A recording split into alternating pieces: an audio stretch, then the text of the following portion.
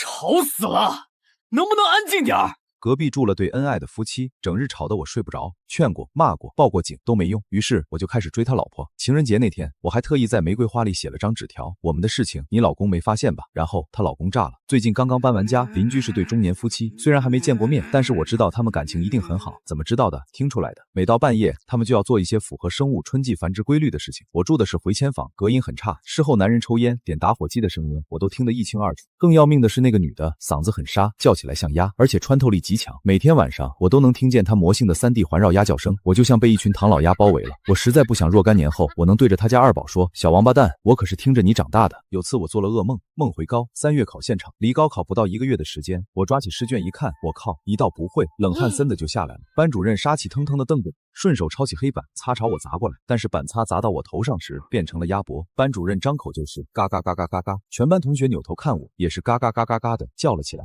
教室变成了一个巨大的鸭池，所有人都冲我嘎嘎嘎嘎，我被吓醒了，后背汗出如浆，心脏噗噗直跳。我盯着天花板，认真考虑要不要写一篇鸭园惊梦。上一次我听到这么抽象的声音，还是我同桌晚自习看《斗破苍穹》，他模仿里面反派说话，冲我桀桀的笑。不行，再这么嘎下去我就要嘎了。于是我敲响了他家的门，开门的是他家男人，穿着一个大裤衩，叼着根烟，上下扫视了我一遍。我对你们夫妻感情确实很羡慕，以及对你的体力比较钦佩。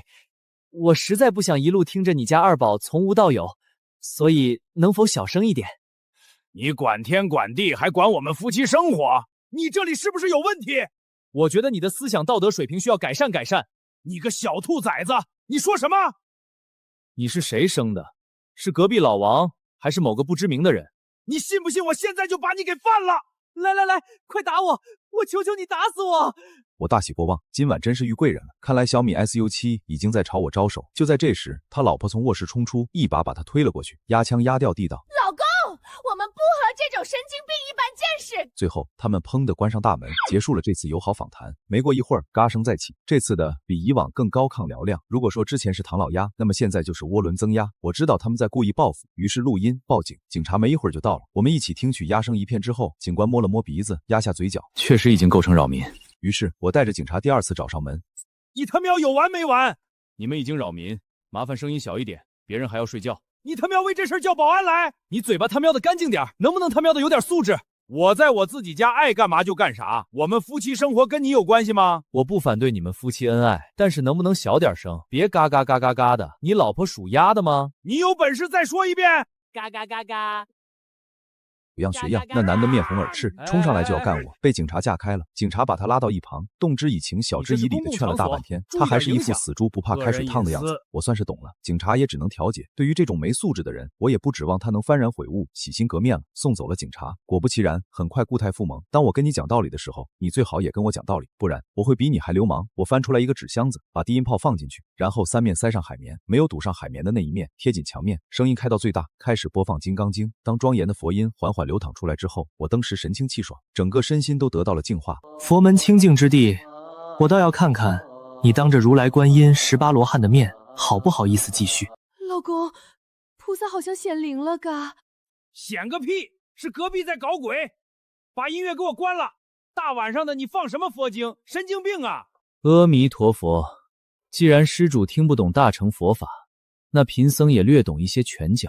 那边气炸了，又开始砸我家门。今天你要么砍死我，要么回家给老子憋着，别整这些没用的。他一口气没缓过来，直愣愣地看着我。我估计是他平时用这招吓唬别人屡试不爽，就是今天碰到了我这个愣头青，刀也没敢接，脸上红潮慢慢褪去。你晚上这么吵，别人怎么睡？你抢我台词？你刚搬过来就敢跟我作对，你是不是找死啊？来，给我个痛快！行，你给老子等着！这种场面话一般都是输家说的。我理都没理，直接关上大门，世界清静了，终于睡了个安稳觉。这一觉就睡到了第2天中午。我点了个外卖，然后坐在电脑前准备更一张。半个小时后，手机响了，我有点疑惑。为了不被打断思路，我的快递和外卖都会备注放门口就行，所以一般不会有人打电话。要不你来看一下？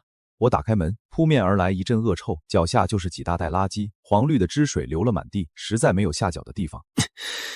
不用想都知道是他们干的。于是我径直走到隔壁门口，解开裤腰带，摆我大脑深处的 DNA 好像动了一下，脑子里不由自主地浮现出一个画面，在2万年前的草原上，我们的智人祖先拖着巨大的兽肉回到洞穴，充满了雄性荷尔蒙的尿味，驱散了空气中的血腥味。半梦半醒间，我好像看到了先祖对我竖起了大拇指，这是来自基因的肯定，真是一场酣畅淋漓的释放。我看到了一旁目光呆滞的小哥，你也来，解放身心，顺便在文明的现代社会体验一种原始的被盗的禁忌的快感。可惜小哥到底是个体面人，拖不下这厚重的道德枷锁。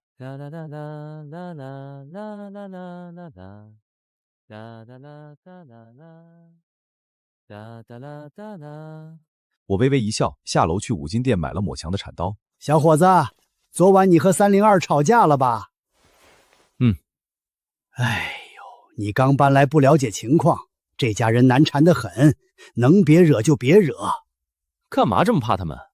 他又不是老爷。我家住1楼，眼看小院子里种了一棵桃系了，结果他家墙过全摘了，但是却是我的心血呀！我去找他家大人，他门反口是孩子吃了我家桃子拉了肚子，要我赔医药费。他们家还往楼下乱扔垃圾，我有次上班被砸了一头的脏水。小区的篮球场也被他们家拿去晒被子了，根本不讲道理。我家车位也被他占了。果然是欺负老实人欺负惯了，我越听越兴奋。是人渣就行，我一点心理负担都没啦。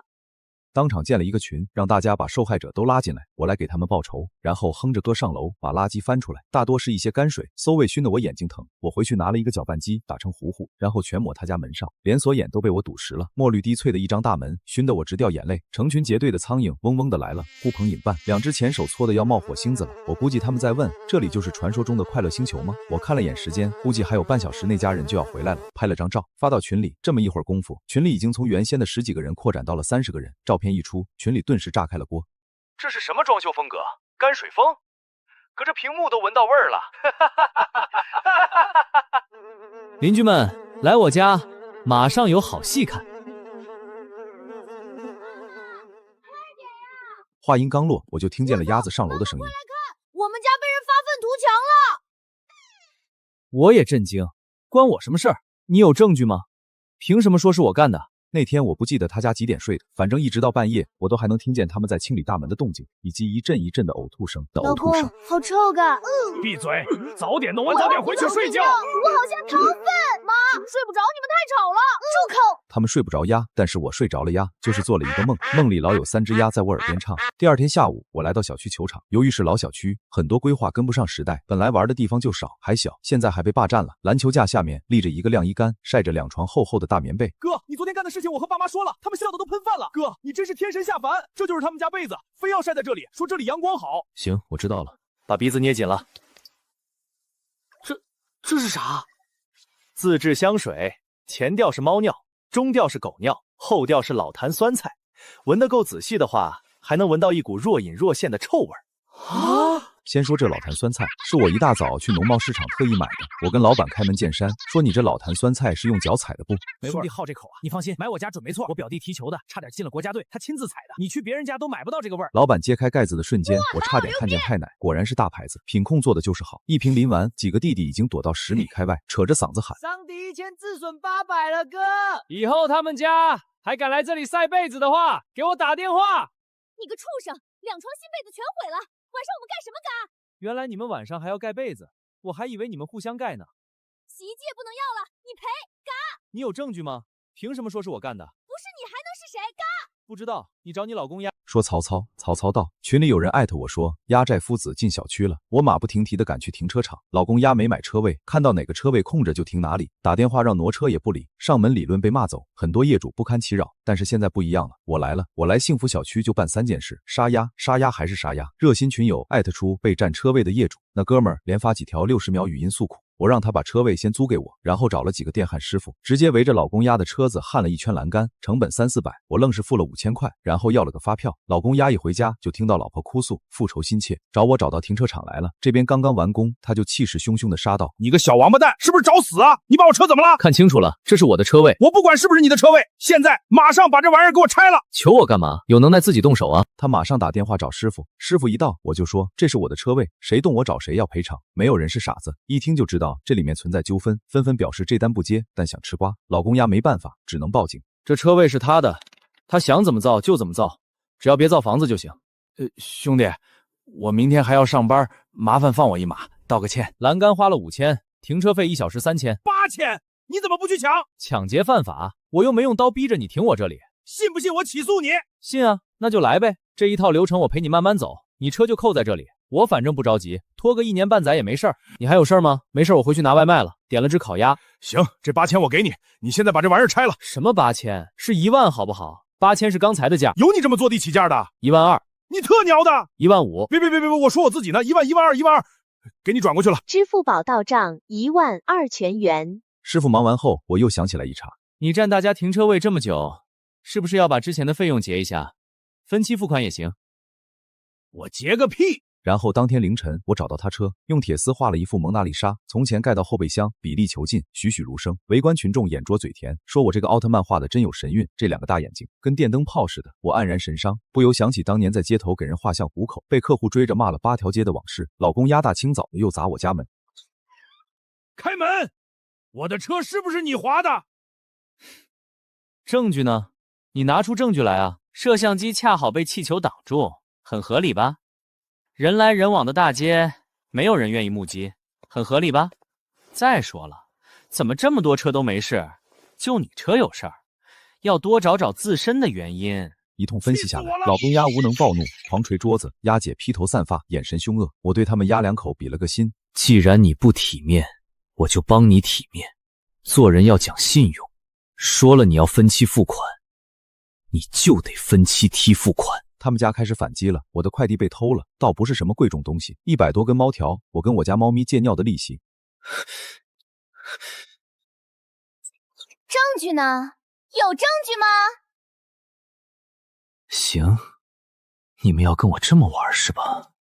我回家后就买了一个猫眼监控，然后找卖蟑螂的商家，挑了老半天都不满意，他们卖的蟑螂实在太小了。之前我在广州上大学，在柜子夹缝中看到一根头发丝，我给捏出来了，结果是一只蟑螂，半个手掌大，摆着2个长须，圆瞪着2个黑乎乎的眼睛，望着我这个北方大汉，我整个人都僵住了。第一个念头，这是蟑螂；第二个念头，再见了妈妈，今晚我要远航；第3个念头，我死了花呗没还完，会不会影响我征信？最后蟑螂断须求生，我得了发丝恐惧症，1个学期没敢去理发店，老师上课点名用长毛野人代称我，一直找到晚上，我终于找到了一个佛山的店铺。我问老板，你这南方蟑螂正不正宗？放心啦，靚仔，啷黃雷嘅，要是不滿意，你吊死我啊！口音正确，立刻下单。下单前，我又让老板把单价提升到每只100元，我付1万块，然后包装尽可能普通。老板说都听你的，快递2天就到了。老板给发的顺丰保鲜。我前2天故意在阳台打电话说，这个快递对我很重要，请务必保证送货上门，然后在当天让快递小哥放门口。果不其然，快递小哥前脚刚走，隔壁就压压碎碎的来偷，脸笑得跟躲菊花似的。我看了眼时间，上午11点51分偷走快递，30秒钟的寂静过后，爆发了一声巨大的嘹亮的高亢的嘎，楼下的保安大叔大吼，空袭卧倒，然后一头栽进绿化带，打死不肯出来。群里炸了，纷纷艾特我，问出了什么事。我说可能刚当上琅琊阁阁主，给激动的吧。我穷尽脑力也想不出来100只大黑蟑螂争先恐后飞出来的场景，但是从隔壁的哭喊声、砸锅声、撞门声中不难猜出来，应该是挺壮观的。老公丫紧急回家，扛着1沓杀虫剂，里里外外喷了个遍，然后在外面待了3天才敢回家。好了，现在该我登场了。我把视频拷贝好，报警，等待的间隙给自己滴上眼药水。保安同志，你可得给我做主啊！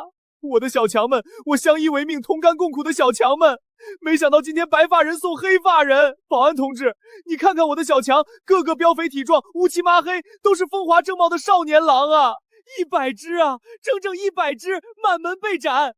这是什么群逐难事的罪行？他一点都不留啊！看订单，你和你的儿莽们也就认识3天，要不你直接说诉求吧，眼药水擦擦，流到嘴巴了。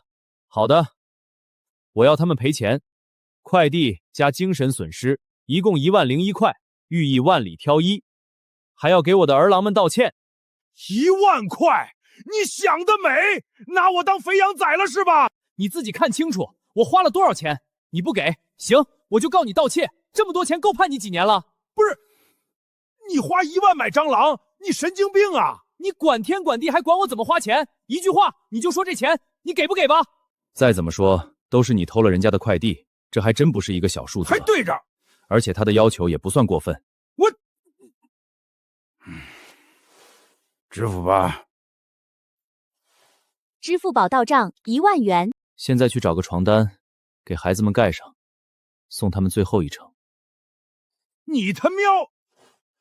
保安同志，我要报案，灭门惨案！好，好，好，我怕了你，行了吧？80多具尸体整整齐齐地躺在洁白的床单上，一想到3天前他们还在广东的下水道里快乐地吃着泔水，现在却客死他乡，我就不由得泪盈于睫。一鞠躬，这是干嘛？没参加过葬礼啊？你不磕就去监狱磕。磕，方梦雨。2鞠躬。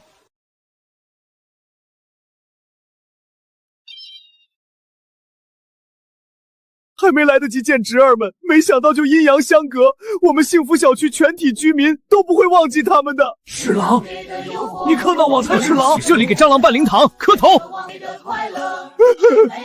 我对不起你们呀！这件事情过后，鸭子一家在小区就低调很多了，没有再主动闹事。我深知他们的收敛只是因为我在这里，但是我的房租只有1年。等我走了之后呢，这些老弱妇孺和老实人怎么办？除恶不彻底，就是彻底不除恶。我一定要斩草除根。堡垒都是从内部被攻破的，要想把这一家连根拔起，就要化整为零，各个击破。为此，我策划了一出杀鸭盘。老公鸭的弱点险好色，路过个蚊子都要抓起来看看公母。鸭姐则酷爱鸡汤，什么你负责挣钱养家，我负责貌美如花。这种短视频，她一刷就是1个下午，根本停不下来。至于小鸭子，那就更简单了。敲开隔壁，小鸭子满脸警惕地看着我。你干什么？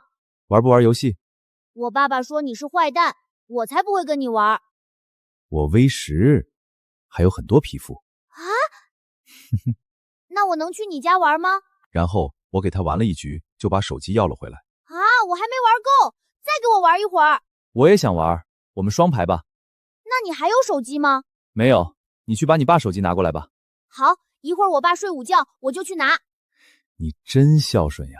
我就这样拿到了他爸的手机，翻到了他爸的几十条作品，都是怼脸自拍，秀一秀并不存在的肌肉，拍一拍隆起的肚腩，老孔雀开屏求偶的发情感扑面而来。至于我为什么不要，因为比较私密，在这个敏感时期容易引起老公鸭的怀疑，而不一样了，老公鸭只会以为我为他健壮雄性气息所倾倒的无知少女。换了女头后，苦思冥想，说你好太商务，说妹妹一个人在家好害怕，太恶心。就在这时，老公鸭主动给我发了一条私信，我一愣，然后反应过来，他估计是看到了我的访客记录，闻着味儿就过来了，真是把我恶心坏了。我打字讨厌你真坏。鸭姐那边也开始了行动，有个群友老婆是开美容院的，之前也被鸭子一家恶心过。在鸭姐逛街的时候，他们给鸭姐塞了一个传单，免费送化妆品，做皮肤检测，没套路不办卡，主打一个真诚。然后在鸭姐刚进来的时候，姐们来了一句，老板，这个姐姐成年了。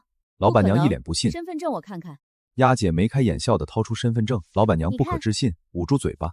都36了，我还以为你16。姐姐你怎么保养的？看上去和我女儿同班同学差不多大。是啊，这个姐姐皮肤也太好了，我做医美这么多年就没见过这么自然滋润的皮肤。哇，摸上去比在这一声声夸赞中，鸭姐渐渐迷失了自我。公平。别以为我不知道，你们这些小女孩都喜欢大叔。乱说，害羞了。丫头，你完蛋了！大叔知道你是在克制对我的喜欢，其实已经无法自拔了，对吗？你好坏，人家才不喜欢你呢。哼，丫头，你活泼可爱的样子让大叔想起了大叔的初恋。想当年，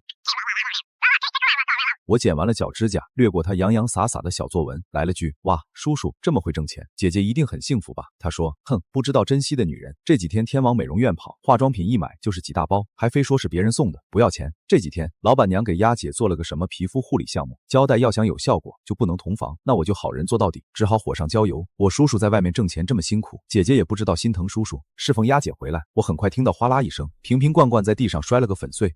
都是智商税，你个败家玩意儿！你发什么神经？什么智商税？都是大品牌，你懂不懂护肤啊？那你懂不懂我啊？我在外面挣钱那么辛苦，这些都不要钱啊，是人家送给我的。无缘无故别人会送你东西，男的送的还是女的送的？女的。哦，就你挣钱辛苦，我带小孩就不辛苦了。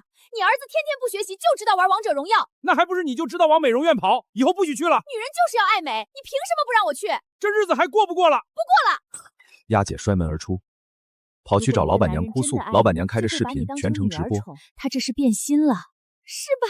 你也这么觉得吧？如果他爱你，为什么不肯给你花钱呢？不要听男人说什么，要看男人做什么。老板娘循循善诱，丫姐若有所思。现在他就这么对你，等你老了还不知道要怎么样呢。所以我们女人一定要自身强大。你看看你这么漂亮，他不知道珍惜，有的是人要珍惜。对呀，我年轻时候可多人追了。你现在也很多人喜欢啊。我前几天把你照片发朋友圈了，老多小伙子要你微信了。我说你都结婚了就没给，他们都哭了。其中有个小伙子名下8家公司，一年几千万，什么女的没见过，但就是被你迷得神魂颠倒。知道你结婚了还念念不忘，非要让我把这束花转交给你，想和你交个朋友。那个男的帅不帅啊？多高呀？姐妹，为了一个臭男人放弃一整片森林，你大可不必。就算不想和人家交往，也把花收了，起码让你老公有点危机感，以后也能对你好点儿。帅，看个子，估计有1.75米了，是1.8米。踮踮脚能有1.77米吧。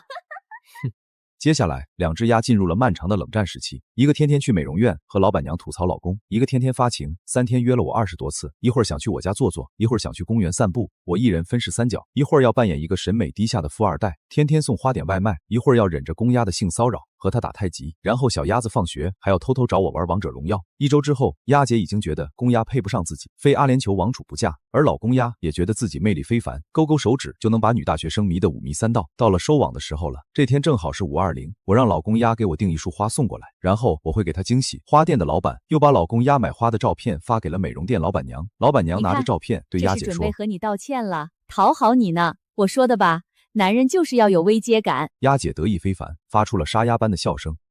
姐妹们，今晚来我家吃饭，见证我的幸福。老板娘当然欣然应允。晚上，老公鸭下班回家，在卫生间一个劲儿的倒腾。鸭姐带着姐妹们在客厅聊天，佯装聊八卦，说了半天也不见公鸭出来，着急了。于是老板娘对卫生间喊：“快把花拿出来吧，我们都看到了。”什么花？我什么时候买花了？还挺浪漫，想给姐姐一个惊喜吧？好羡慕你哦，姐姐，还算像样。老公鸭不明就里：“你们自己在家玩吧，我今晚要加班。”众人沉默，眼见着老公鸭就要出门。你什么意思啊？买了花不送给我，想送给谁啊？这时门铃响了，跑腿小哥拿着捧花递了过来。老公鸭神情呆滞：“先生，你的花是不是填错地址了？宜家酒店607没有草莓软糖小姐，只有一个男人。”你这花是送给谁的？你是不是背着我在外面养小三儿？送错了，他认错人了。小哥疑惑，当场打了电话。老公鸭的手机响了。与此同时，第二个跑腿小哥捧着花束到达战场。徐先生马上要出国了，他托我向你告别，顺便问一句，你们的事情你老公不知道吧？